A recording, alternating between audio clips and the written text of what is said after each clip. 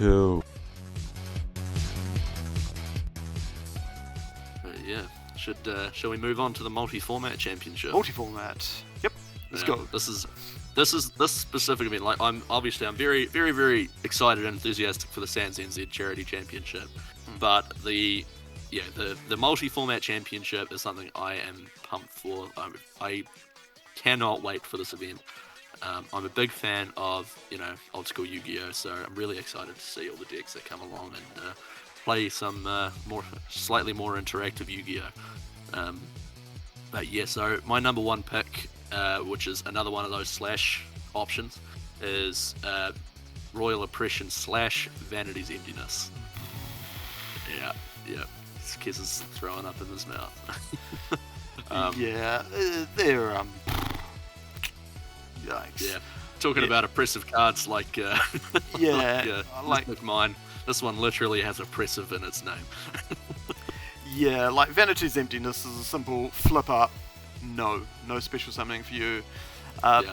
Royal Oppression, I think, is probably the bigger of the two evils, purely because even though you have to pay 800 life points, it's a negate and destroy whenever a card effect would special summon a monster. So that can hit monsters that are going to be special summoning themselves. It can hit inherent summons. It's just pay 800 each time, just knocking it off. Yeah, it's incredibly strong, and something that a lot of newer players may not actually realise or appreciate is that, I believe, correct me if I'm wrong, Keza, but Royal Oppression is usable by both players. Correct. Yeah. It is usable by both players, but it's only usable once per chain as well.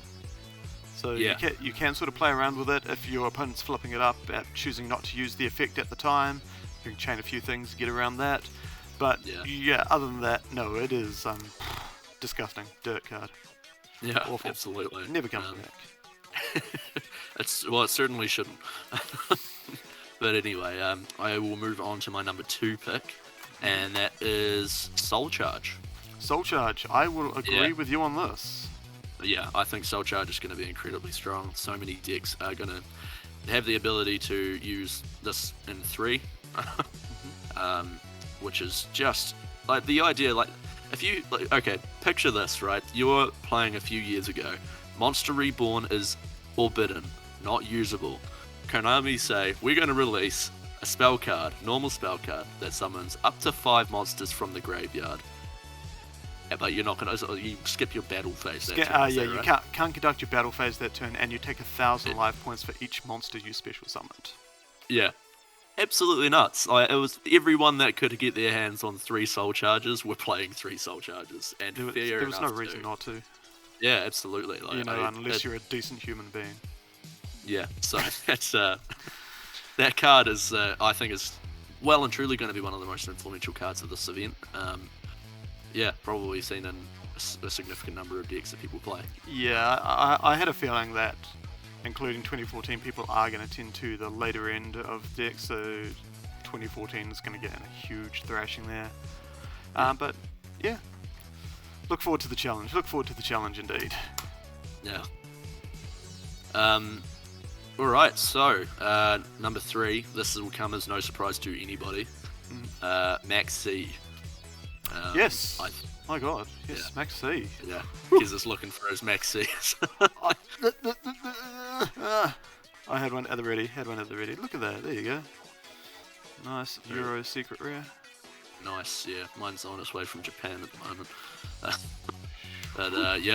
It's incredibly strong. Like, if anybody is needing Max C for the event, hit me up.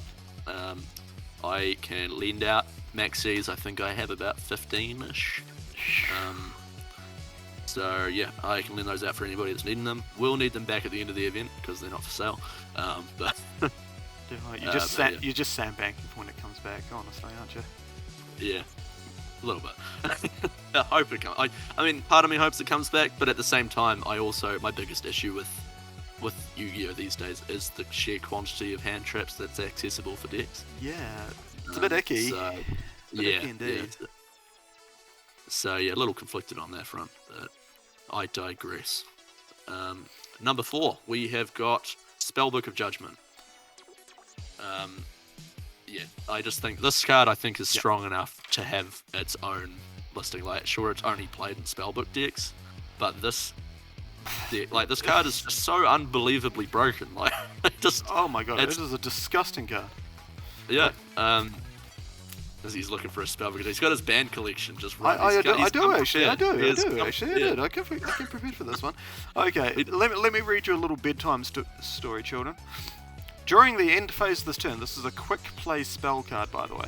During the end phase of this turn, this was activated. Add spellbook spell cards from your deck to your hand, except Spellbook of Judgment, up to the number of spell cards, that's regular spell cards, activated after this card's resolution. Then you can special summon from your deck one spellcaster monster whose level is less than or equal to the number of cards active from your hand. Activate 7 spell cards, search for 7 spell cards in the end phase, special summon a level 7 or lower spellcaster. That's which is always going to be Jargon the Spiritualist. Yeah, so that card alone I think is enough to land itself its own slot. Search seven cards, prevent your opponent from special summoning. Okay, sweet, done deal. And it's not just like activate it once and be done with it. The whole idea of spellbooks is use it between Tower and Spellbook of Fate and everything, just recycling everything and just doing it turn after turn after turn. If it's not Jalgan, they're going to be dropping Kaiku on you or whatever, Blue Boy to flip face down with Fate and then search again. It's absolute nonsense and shenanigans. Yeah, for sure. So definitely a worthy spot in the top 5. And my number 5, like I've had to break this list down significantly. Like, before I do my number 5, I might just give off a couple of honorary mentions. I've got an honorary mention right here. If you don't mention it, I will be. Well, why don't you do yours first, because I've got a massive list. Okay, well, my honorary mention is Shockmaster. Oh, God. I don't know if any of the decks are actually going to be able to, like, any decks, playable decks that can run it are actually going to be able to compete, but if someone has managed to master the Shock, my God. Yeah, that is absolutely, that's for sure, there's something I completely overlooked is Shockmaster, to be honest. It's not even on the list. But alright, so let me list off some of these honorary mentions. Crimson Blader, I think, that's definitely one. Very good. Abyss Dweller. Yep. Skill Drain. I think Trevor is going to be a really impact, like that. I've put that on my honorary mentions because a lot of decks that this Talonite deck is going to be going up against won't really be running loads of effect negation. Like, what did you have available to you back then? Veiler, maybe Fiendish Chain, maybe Breakthrough Skill, but there's no guarantee you're even going to have those when they get out of Trevor. And especially if they manage to go first and sit behind the whole Trevor anti-spell fragrance lock. Flip up anti-spell, force your opponent to set everything next turn, make Trevor blow it back to their hands, set the anti-spell fragrance again, and just keep doing that, and just sort of locks them out of the game, to be honest. Yeah, Kaiser Colosseum, Stardust Dragon. What do we got? Okay, so I've put cards like Judgment Dragon and Red Eyes Darkness Metal Dragon because the relevant points in time where these were top decks, we had old priority rules. So that's something that I think a lot of people may overlook as well, is that the decks that are playing before, I believe it was the end of March 2012, I think is when the priority rules changed. Yeah, that sounds about right to me. Yeah, so the decks that are playing that are dated before this point in time will use the old priority rulings. So Judgment Dragon, cards like that are going to be incredible. Chaos Emperor Dragon, they're going to be so strong. My God, I hope there is someone this weekend that is playing 2005 Chaos. Yeah, I would love it. I would absolutely love it. DD Crow, Silent Honorarch, I've said Vanity's Emptiness, goes to Colosseum Skill Drain. And I have put down Veiler, Fiendish Chain, Forbidden Chalice, Breakthrough Skill. So just knock this. Oh, and Troll and Lockbrook, because Troll and Lockbrook did come out in, 2008, I believe it was. Yeah, Star Strike Blast, I believe. Star Strike Blast. Yeah. That set that yeah, just keeps on giving. Yeah, it doesn't seem to stop. But yeah, so those are my honourable mentions, and my final pick for top 5 influential cards is Exciton Knight. Evil Swarm Exciton Knight. Yeah. Yeah, because I don't. Again, like we were saying before, I think there's going to be a lot of people kind of trending towards those 2014 era decks rather than the old school decks. I would love to see the more old school decks, in which case, obviously things like BLS and Chaos Emperor Dragon are going to be huge, impactful cards, but I just don't think they're going to be cards we're going to see lots of. Yeah, I'm going to be honest. If I could find another 2 Dimension fusions without having to pay like $50, $60 a copy, I probably would have played like the old, not Talidad, but its precursor, the old, what is it, Dimension Dad? Something like that. The one that ran like 3 of those, 3 things, three of this thing. Yeah, Dimension Fusion. I used to have one. It's a shame I didn't keep it because I could have linked it to you, but yeah.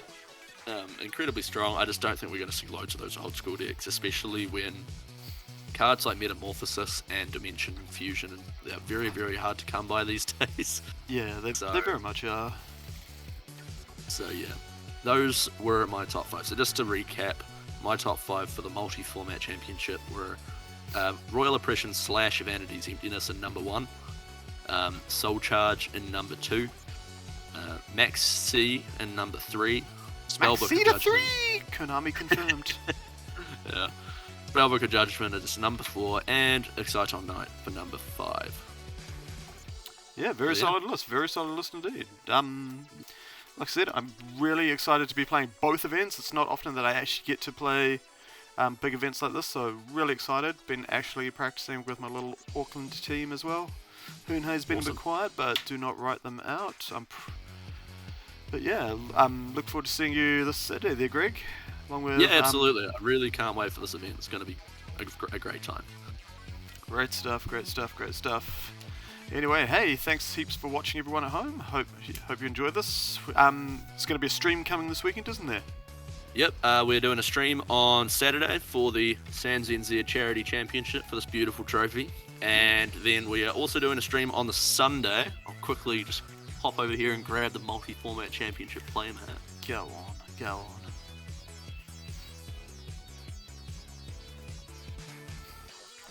Wow. That thing is beautiful. That was commissioned by, is it Midnight Dreams, is it?